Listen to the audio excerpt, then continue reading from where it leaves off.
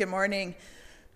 My name is Diane Gerlich, and I'm the Associate Dean of the Undergraduate Programs in Education at the Workland School of Education, University of Calgary, and my colleagues, Dr. Rosita Dressler and Dr. Sarah Eaton.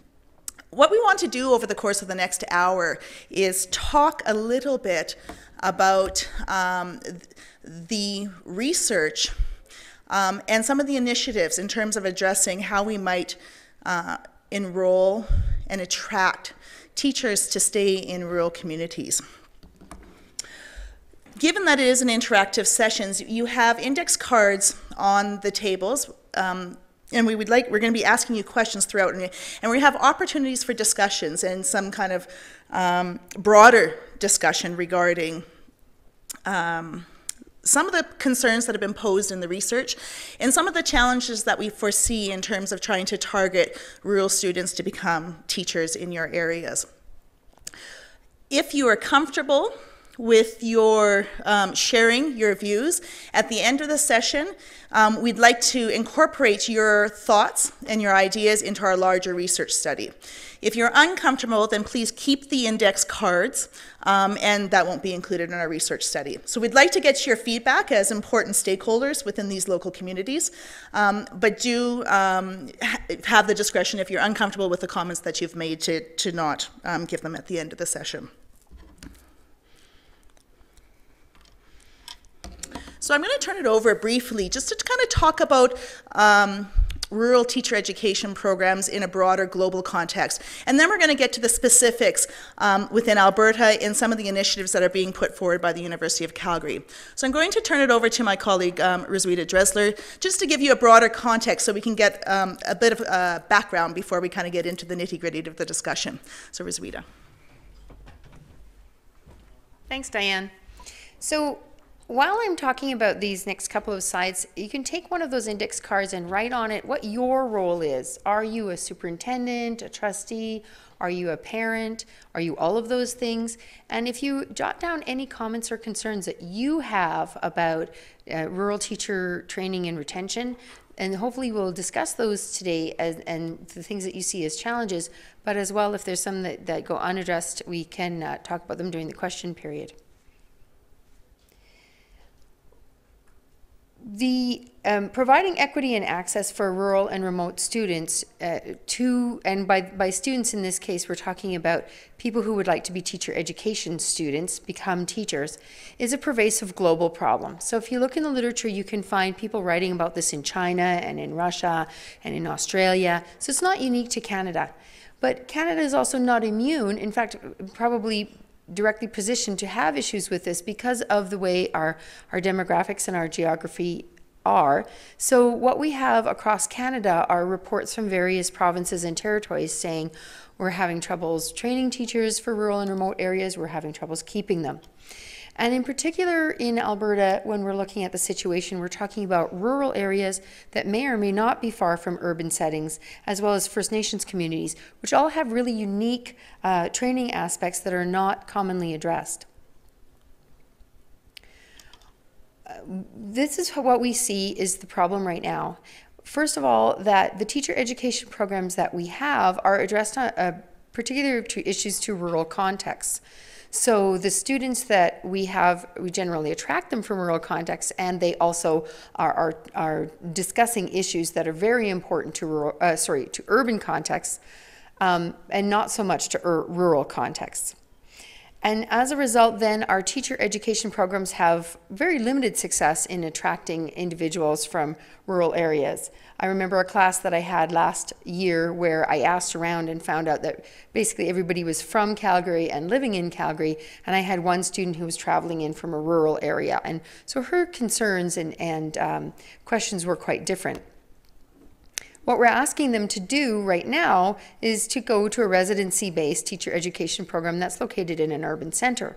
But what we find out from the research is that if we are able to get them to leave their rural communities and come to urban centers, they're very rarely likely to go back. And I think you all know this, right? So we train them to become urban teachers, and that's what they do. They become urban teachers. They don't go back to their rural settings. Meanwhile, the rural settings are busy trying to recruit from the urban centers, and they get people who don't understand the situation and are not likely to stay very long. And so as a result, we have, number 4, the high turnover of teachers because they don't wish to reside in these rural and remote areas. The ones who wish to reside don't wish to move to go study, and so we have this problem. The Northern Alberta Development Report from 2010 speaks to this quite specifically. It says, look at the diversity of students and people living in remote areas, rural areas that have particular concerns. And essentially, the number one way to deal with that would be to grow our own teachers. Take our own people who are already happy and settled living in these areas and give them the credentials that they need to be able to teach. The question is how. So I'm going to turn it over to Dr. Garlick to talk to you about one possible solution that we are exploring in our research and in our university. If I can have the slide back up just so I can see the talking points. So one of the things that, as a possible solution, is to keep those students in your local communities for the majority of their Bachelor of Education program. So what we're trying to do, the University of Calgary has created a community-based education program, is to attract students who are unable to commit to a 4-year residency program. Want them to stay in the local communities. And in some of the cases where we're looking at is rural superintendents are saying, we have some phenomenal teaching assistants who are not certified, but we see the potential. We see the commitment there, and we'd like them to continue doing their kind of field practicums within our communities and learning through there. The idea is to keep those students for the majority of their time in their local communities, so that they're already having the engagement with the community. They know the demographic of their students and their parent bodies. They know the educational leaders in their communities. What is interesting, which has been a struggle, I think, with many of the teacher education programs across Canada, and we have urban-based programs, we have satellite campuses in some of the contexts, but rarely do we actually keep them in their rural areas, particularly in some of the northern communities where there's such a large span of distance. So we want them to stay in those local communities. So we want them to have the teaching experience. And the idea is, if we can identify those individuals by our educational leaders, by those who might be more mature students, some of those students who may have taken some transfer degree courses from various local colleges and universities, is to build upon those credentials and to develop a Bachelor of Education program. The context, however, and this is the contentious part in the research, and I think in political debates with many of the educational stakeholders, is to do that through blended delivery. So where they come to campus for an intense period in the summer to do on-campus courses, to do some online courses in education, and then to do their teaching experience in their local communities. So this is where we want to have your input. One of the very key controversial aspects of this initiative is whether teacher education can be provided in a format other than face-to-face instruction. So that's the first question that we want to pose to you in terms of your initial perceptions. And can teacher education, Bachelor of Education programs, be delivered other than face-to-face? The second one that we want to pose, and it's just as important, is this only works if administrators and educational leaders believe that this is a quality program. So the question is, do you think if you are an administrator or a stakeholder, would administrators hire students from an online or blended program? So those are the two first questions we'd like you to pose. We'd like you to take a minute to kind of write initial thoughts on the index card, and we're going to open up the discussion a little bit. So I'll give you about 3 minutes just to get your initial perceptions to see what the pulse is in this group regarding the contested aspect of this initiative. And then we'll open up the discussion before we move on to the next part. So take a couple minutes, and then we'll open up the discussion.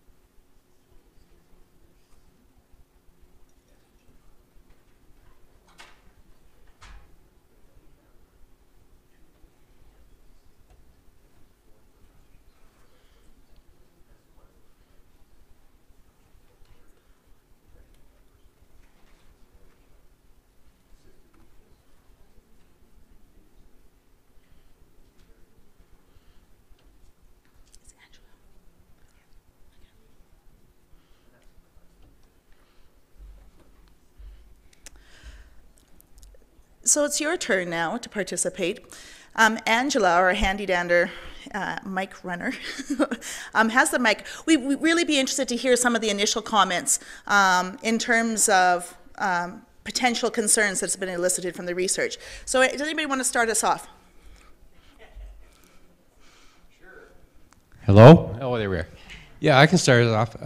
I'm one of the first U of C outreach master's program graduates from the Medicine Hat area. Okay, and you have a satellite rural education at Medicine Hat College at this point.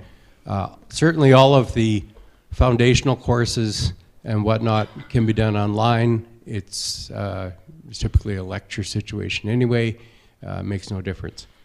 Methods and practicums, methods courses could be done in perhaps in a summer session, practicums within the rural setting, absolutely. We run induction program to kind of ease and soften that gap. But yeah, this is a phenomenal idea of what you're suggesting here. What you're doing is a good thing, because yeah, now speaking from personal experience, being one of those country boys who saw the big lights of the city, yeah, you go there and then you begin to appreciate what you had. You don't know what you got till it's gone, and then you go back later on. That's not always in the case of female students who get married in the interim, and then they go wherever it goes with that, and typically urban. But yeah, this is phenomenal. As a former principal, would I hire someone? Yeah, because they did the practicum in my building. I can see firsthand. Okay, good. And that's what's going to get them the job, the practicum, right, and the strength of their interview in the real life setting. And it would certainly help us in cutting budgets for our induction program. Wonderful. Yeah. Thank you very much. Others?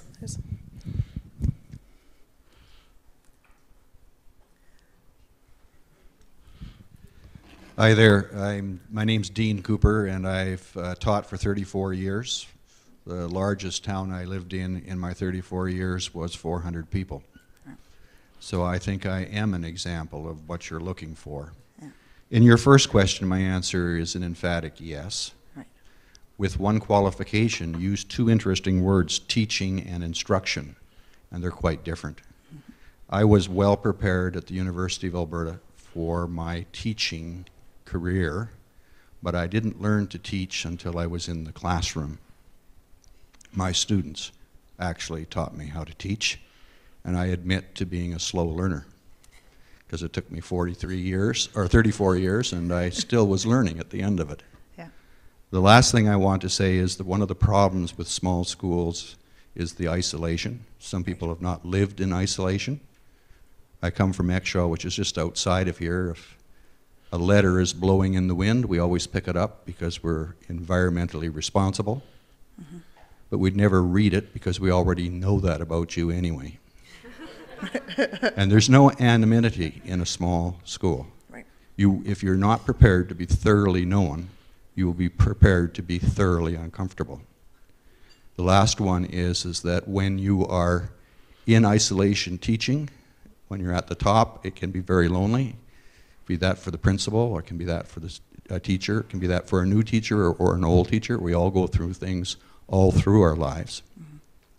And you have to get some kind of relationship built with people so that they're not alone, as they not only struggle externally, but struggle internally as well. So if you're going to keep people well and in well-being in their careers, you're not just alongside them when they're in your university institutions, you're alongside them all through their career. Would I hire a person through your programs? Definitely, yes, I would. Good. We hire largely, or at least what I was watching for in the classroom, was the dynamic, not just the ability to instruct. If you're addicted to the dynamic, you will do well in my classrooms. Thank you. Are there any other comments that people want to share before? Good. Thank you.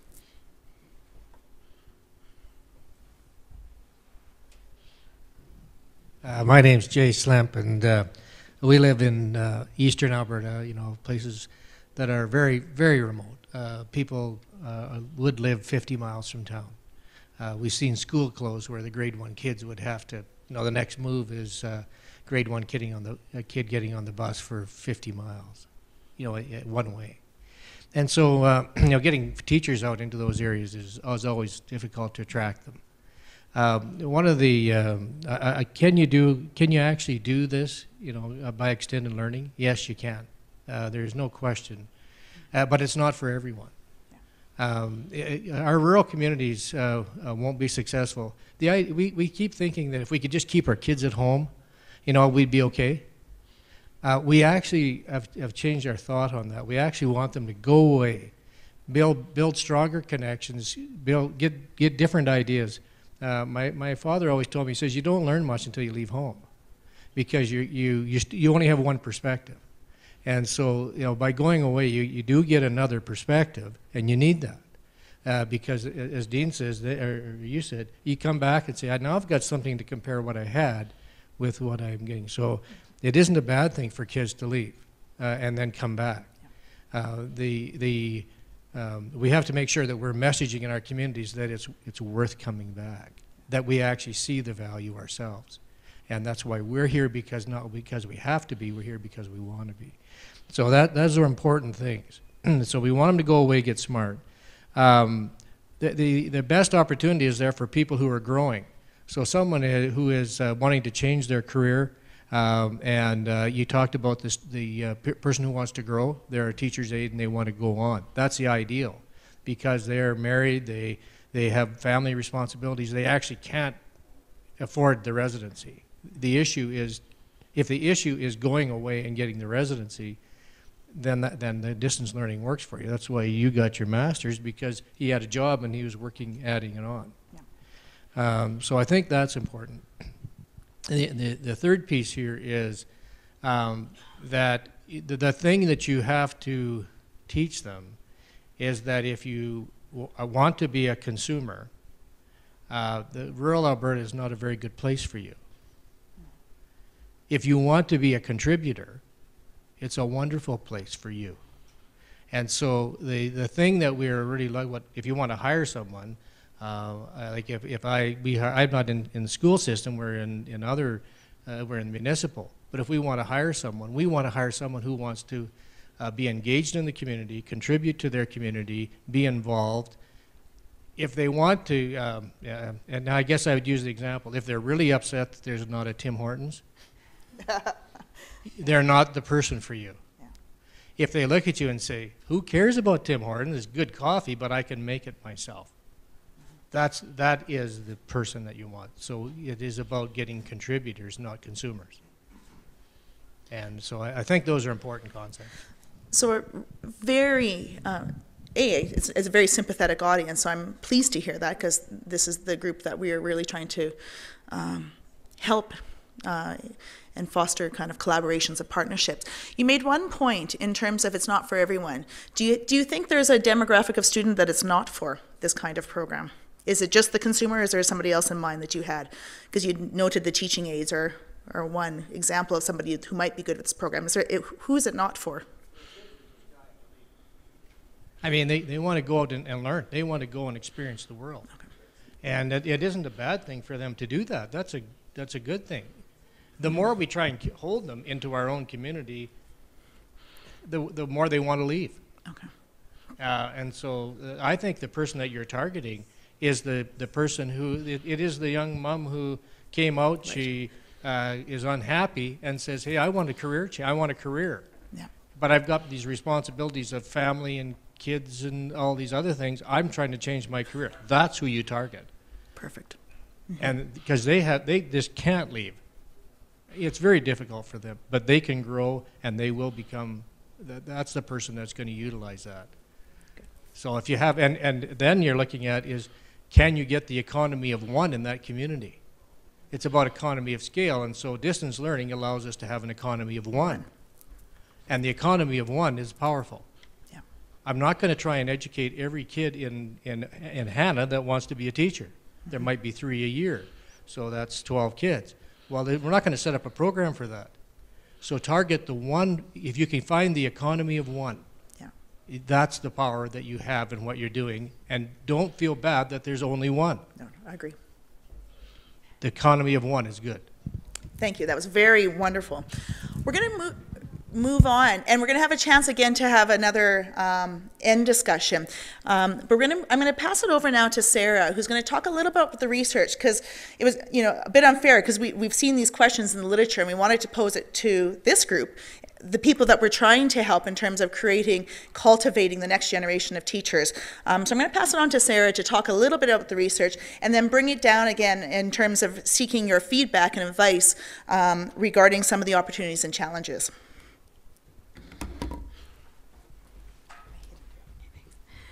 So before we wanted to take any steps forward, we wanted to learn what others before us had done. We wanted to understand those who had walked before us in this path. And we wanted to also do it while suspending our own assumptions, because we all had ideas about what a blended or online teacher education program for rural teachers would look like. But we wanted to suspend that and find out, okay, what does the literature actually say? One of the surprising things for us, and the myths that we busted by looking at the research, was that there was no significant difference in the success levels of teachers who were trained online versus those who were trained on campus. And in fact, one study showed that there was more growth in higher level thinking with teachers who were trained in online programs. We don't understand necessarily why that was, but there were control groups and online groups, face-to-face groups and blended groups, and the research has shown that not only is there no difference in the grades when students come out, but also that they have better problem-solving skills by the time they're done. And one consistent theme that came up over and over again in the literature was that as teachers built their confidence and competence as online students, so their growth in being able to teach with technology also grew. And it was quite amazing, because the more that they used technology, the more they felt that they could integrate technology into their own teaching practice afterwards. And that was a fascinating result for us, because it was something we, I suppose, hadn't anticipated, but it was good to understand that as we train teachers to be learners with technology, so they felt better to integrate technology in their own teaching practice. Now, that doesn't mean that there aren't issues with connectivity in rural and remote areas, and there aren't other issues when it comes to technology. However, the skills that teachers would build in their pre-service time, that they would carry over into their classroom.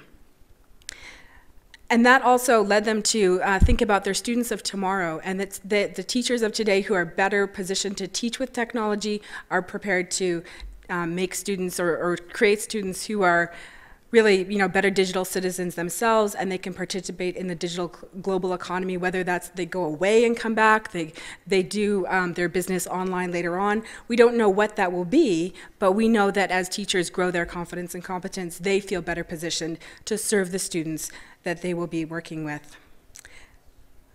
And we also found that e-learning can help to enhance the engagement of students. And by students here, we're talking about Bachelor of Education students during their program, because they felt that they had 24/7 access to learning themselves and that they felt supported. One of the key pieces, it's not on the slide here, but that the sense of creating community. So you were talking about the creation of community a little bit earlier.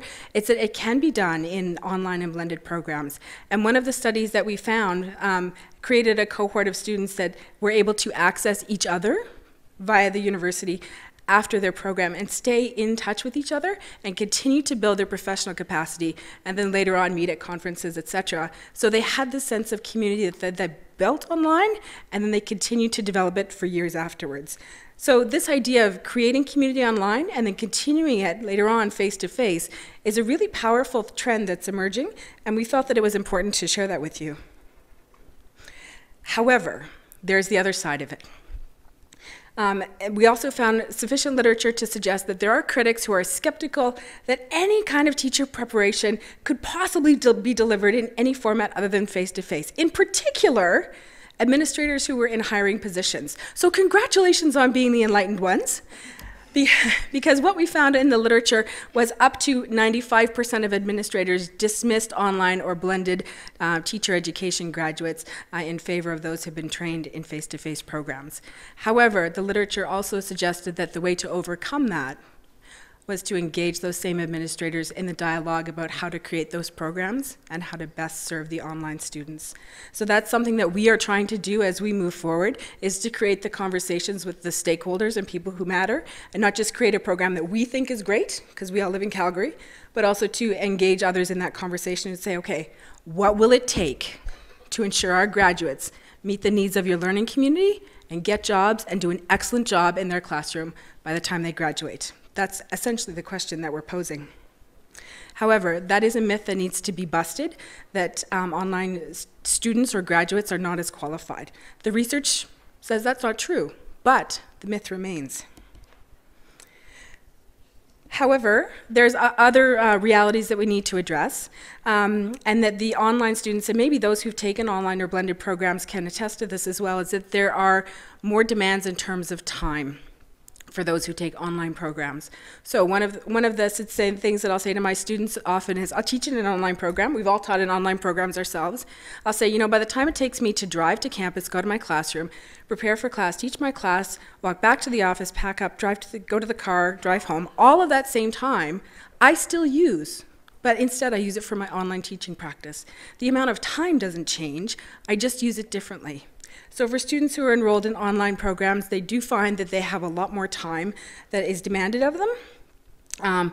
And also that the technology itself may present some problems, in specifically the reliability of the technology. So for people like us who are developing programs, we have to be really, really sure that the technologies we use are reliable all the time. Because that was a key factor for students. Otherwise, the technology becomes a burden rather than an asset. So we have to make sure that it's not all about the shiny bells and whistles, but that it's really stable and very reliable all the time. Otherwise, we found through the research, and you may know this from your own teaching practice, if the technology fails, teachers will abandon it. And they'll go back to something tried and true very quickly if they don't know how to fix it, or that they don't necessarily have the resources at hand.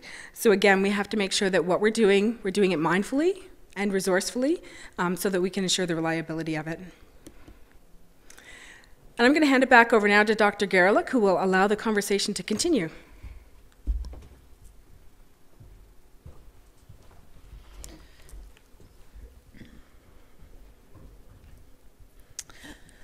So, let's see. I'm just going to go back a slide. Nope, we're not good. Okay.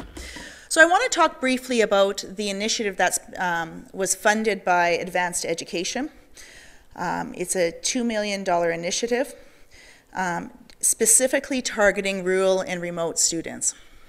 It is not based on a satellite campuses, but really to keep those students in those very specific rural areas. And it's based on a overarching philosophical principle that we need to increase equity for our students and access. And part of the rationale when we put the proposal forward to Advanced Education was saying our teacher education programs, while I'm very proud of the programs at the University of Calgary and in this province, focus on traditional, urban, face-to-face classrooms. And that is not representative of the diversity of experiences in rural contexts and the diversity of learning that is occurring increasingly in our rural and our urban areas. So we need to think differently. We need to think differently about our four-year on-campus programs that aren't addressing it, but we need to actually have a very specific program that meets the needs of rural teaching environments. And that looks different. We will be commencing with our first cohort of students. We have a cohort of approximately 30 students this year that will join the University of Calgary through the community-based education program commencing in July 2015, where they do face-to-face instruction and they have an on-campus learning over the July period. But then they will do some online education courses, and they will do their first field practicum in those local schools, in their local communities in September. So one of the things that we notice, and again, it's a common challenge amongst teacher education programs, is why do we leave our teaching practicums till the third or fourth year? We need to know that they are committed from the get-go. They need to know what the difference is of an elementary or secondary context is, or a multi-grade school, or some that might be blended and online delivery. So we have that experience right in their very first term that they'll be going into their local schools and doing the observations and understanding the ethos of the school. So we're very excited by this program, and we have a director of field experiences, Patricia Daniluk, who spoke yesterday and who has gone out to some of the rural jurisdictions already, and we have a student experience person to provide the support that is needed, because we know that we expect, though I have a sense, given who has been coming forward the program, that our students are not our traditional direct entry, very clear cut. They tend to be mature students. We've had many from the various Aboriginal communities and First Nations groups. We've had interesting intake of the mature young mother who's taken some certificates in early childhood or taken a few courses at Athabasca University, but really can't come to Edmonton or Calgary or one of the satellite, or Lethbridge, or to one of the satellite campuses. They really do need to stay in their local communities. So we're excited by that.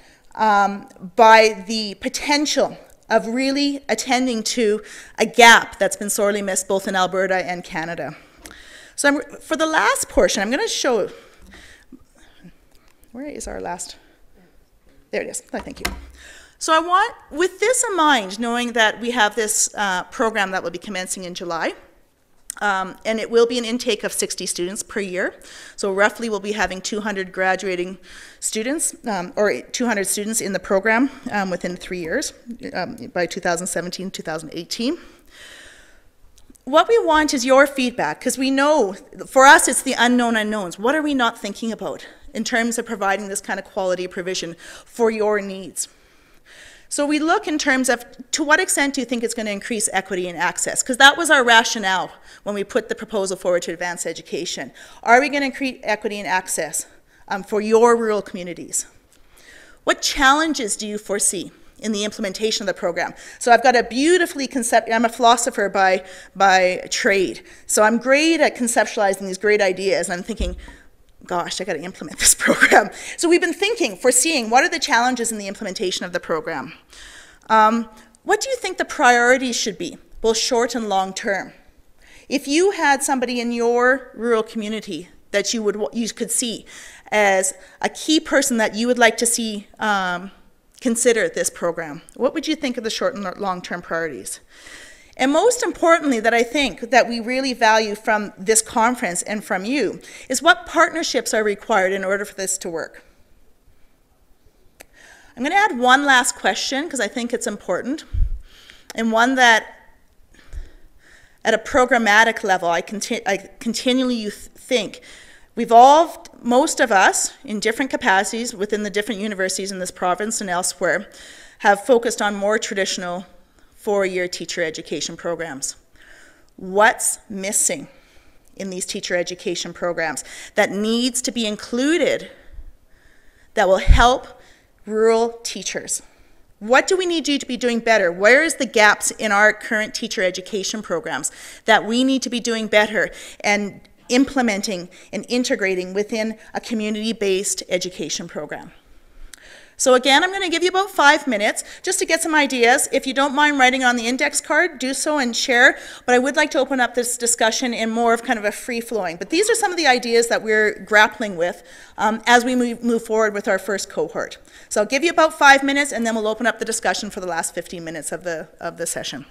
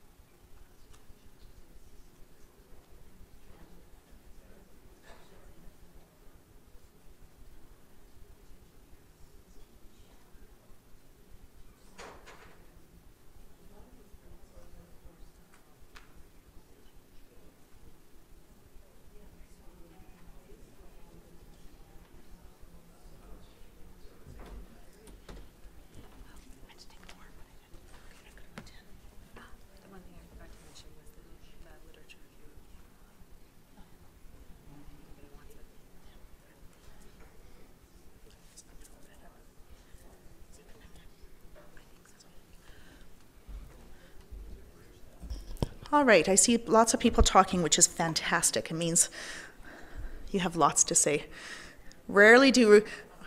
Sadly, do academics often consult at this level. And so I'm pleased that we are able to gain your insight regarding rural teaching.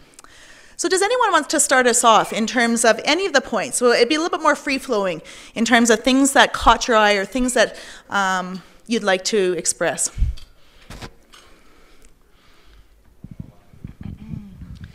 Hi. I was just sharing with your colleague that people that grow up in rural communities and then want to go on to educate, they've already been getting much of their education in many instances via VC. Right. Anyway, and are very familiar with all of the glitches that occur in technology.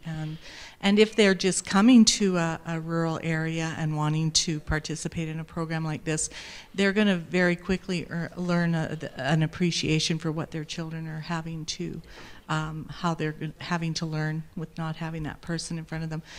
One thing that we discovered the last time we had the results of our PAT scores, however, was that in many cases, the scores of the children who were taking their classes via VC, their scores were higher than that of those who had the teacher in front of them. So that was encouraging. Yeah, interesting in terms because, of that. You know, not surprising, but that is interesting, that correlation. Yeah, you want to have the teacher in front of them, but having those scores makes it even that much more a viable solution. So, wonderful. Thank you. All right. When you asked the question about what else or what is missing, it triggered another thought of mine about the educational process of preparing teachers. And will you be looking at the removal or the reduction of any of these questionable courses that seem to be filling time and have absolutely very little affiliation with education or teachers that in the process of learning? Anyway, I'll just pass this on. Well, I want to go back because I'm always curious what people perceive as the questionable courses. Like that's the million-dollar question is, what are those courses that students say, gosh, what was the point of that? You know, like again, as an associate dean, I kind of go, I should be able to articulate and provide a strong rationale for each of the courses in terms of how they come together to develop the foundations of a teacher. If I can't do that for every single course or course objective, then I need to question it. But I hear it, so I'm kind of curious, like what are those courses? I understand, yeah. But this has been a long time since I sat in a classroom where I found that I was being robbed for the time and the money that it cost to take a course. And you just mentioned the term foundations, and that sure strikes a bell with me. Yeah. And I would say that the traditional model of foundations, at least at the University of Calgary, has substantially changed, that needs to have a clear relevance. So if we talk about foundations, the sociological foundations, we don't have that course. We have a diversity and learning course, and a major component is, what does diversity look like in a rural setting? What does it look like for refugee children? What does it look like for the LGBTQ community? So it's not abstract principles anymore, but so it's the idea of, it has to be relevant to that teaching context. But thank you, I agree. Okay, I don't know where to begin. That's good. I'm glad you mentioned multi-grade. That is absolutely essential. I think there isn't a rural division here that can't say they don't have a ton of multi-grade. And that can be a 2-grade if they're really fortunate. It can be a 3-grade. It can be a 6-grade. If they're on a colony, it can be a 9-grade or a 10-grade. And that's another thing that you need to have a look at, too, because that's a different kind of instruction, a different kind of lifestyle, too. And talk about being in a fishbowl. You're really in a fishbowl in small towns, small communities, and even more so on a colony. School kind of thing. And our neighbors, Prairie Land, they're very familiar with all of that, and the VC and all of that. We have much in common with that. One of the things you asked was, it's certainly better access, cheaper. People can afford it. They're post-secondary, and they can actually stay working, such as I did, to finance that particular operation. The technology. You don't have to live very long in rural Alberta to understand technological glitches, crappy internet kind of thing, or a 2-day power outage, or a 6-hour power outage, or anything like that. We live it. That's just the way it is. If you live in rural Alberta, you always have a plan B and a plan C. And if you don't, you're a newbie. You haven't lived there long enough yet with that. Keep the technology and pedagogy current. And the best way to do, well, part of the best way to do that is that this can be done through a partnership with the local school boards, local schools, and as they do their practicum and integration in with that. Before I retired, we spearheaded smart board technology in a small school and actually sponsored a technology conference for 5 years before the school got remodeled with that. So that's part. Internet and that telecommunication piece is huge. The kids all have smartphones. They know how it works. Where's it going to be in 10 years? They're going to be right there on the peak, and that's where you folks have to stay on the edge. And that's tough for, you said teachers are reluctant. They try the technology and it doesn't work. Well, yeah, those who are migrating into the technology, those who grew up with it, yeah, that's just the way it happens sometimes. And you got plan B. Right. And that's where it goes with that. Thank you. Wonderful. I know that we have another.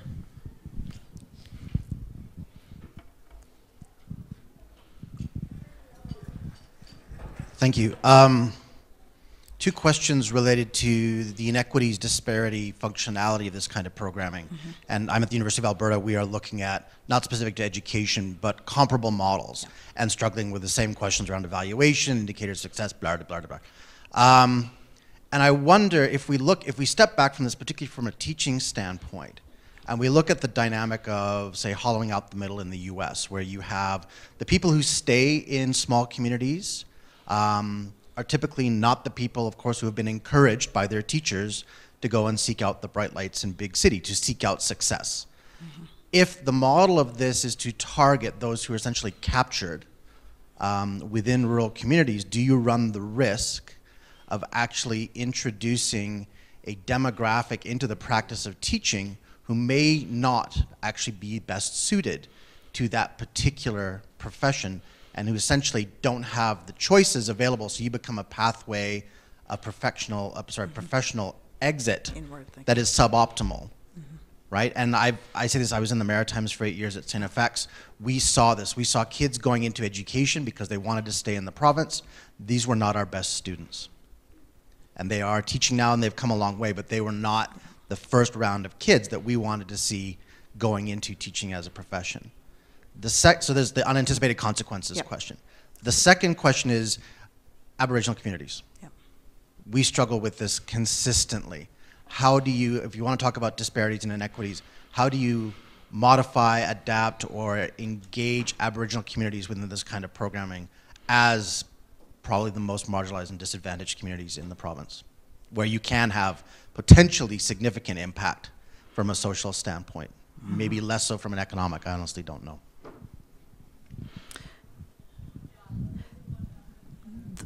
I want to respond. I share your concern a bit with the first question posed in terms of not the best and brightest. I'm not convinced I want to start with that premise. Then that's a larger underpinning issue regarding inequity in rural communities. And so the question is, do we compromise our program for the quality of students because they happen to be in the rural community and serve the needs? Well, partly is to raise the threshold of their capacity as a teacher. But is that a concern? Yes.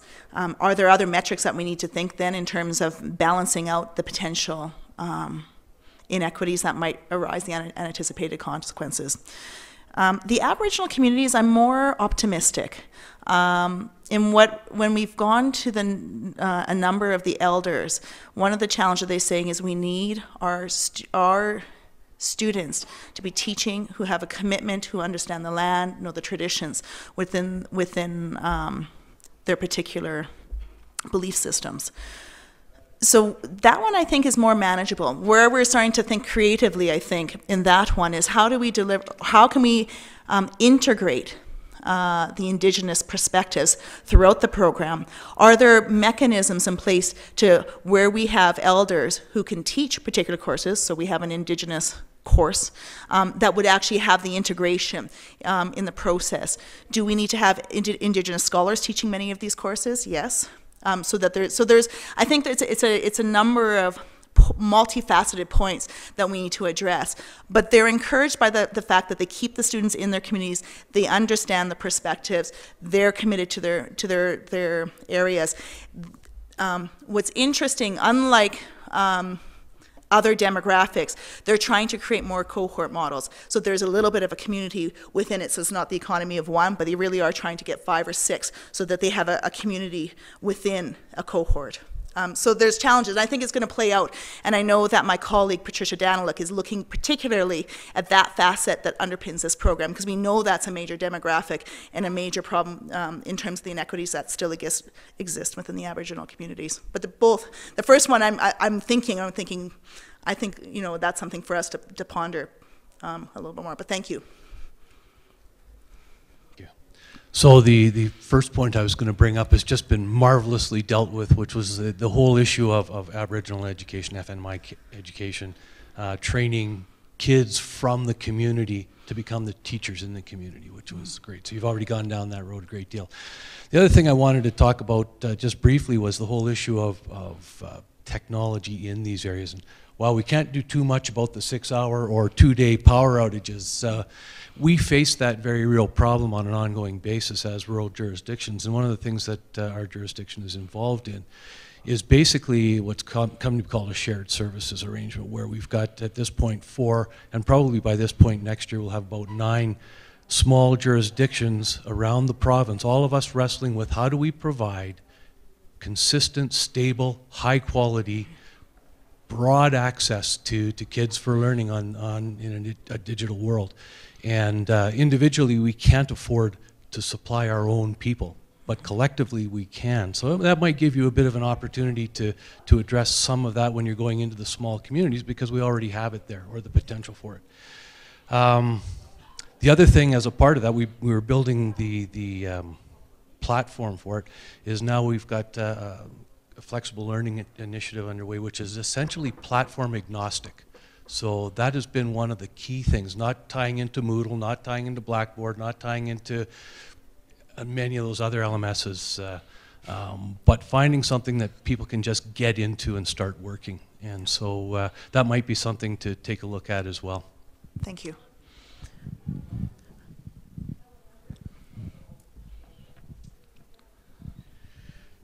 Going back to experience, I came out of Alberta's public schools in northeastern Alberta in very small environments.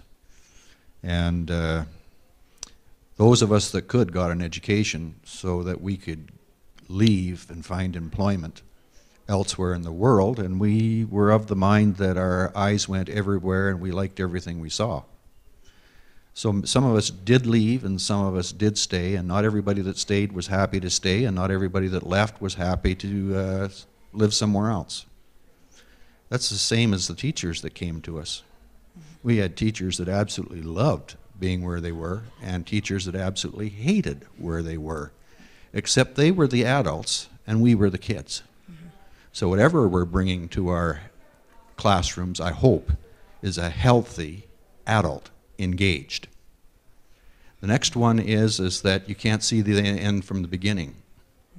So we often think about a home run or getting someplace so that the situation is solved in our scientific ways. But we're going to be asking this question, I hope, for a very long time. And I hope what I want to hear from you is that we're not asking the question to react, we're asking the question to act, so that we are continually finding the solutions. So in my classrooms in Alberta, and they are our classrooms, all of us, we have something on every kid's plate every day, so you're not ending up with an anorexic learner. Thank you. Now I know that our session's almost come to a conclusion. I really want to thank all of you for contributing to this discussion. If you are interested in being part of this study, we value your input. We want this to be a collaborative research study. We are looking at different perspectives from across the entire province of Alberta. We're not just looking at the rural areas within southern Alberta, but across the entire province. We've also received interest from the Northwest Territories because they have a similar need. If you'd like to, please, there's a card. Please feel free to contact me. If you'd like one of our colleagues or myself to come out to your jurisdiction to talk about the program, we would love to do that. We're excited to go into your communities. We look forward to you supporting your next generation of student teachers. One of the key parts that we say is we need those exemplary teachers that you have identified in your communities who are going to provide the mentorship for their field placements, for that kind of assessment. So we look forward to your collaboration. I look forward to knowing you on a personal level. If you're interested and are willing to share your index cards for consideration for the part of the larger research study, there are some silver takeout trays, which is kind of humorous. Please put them in there. Feel free to take any brochures. Thank you very much for your contributions today, and I look forward to this long-lasting friendship. Thank you.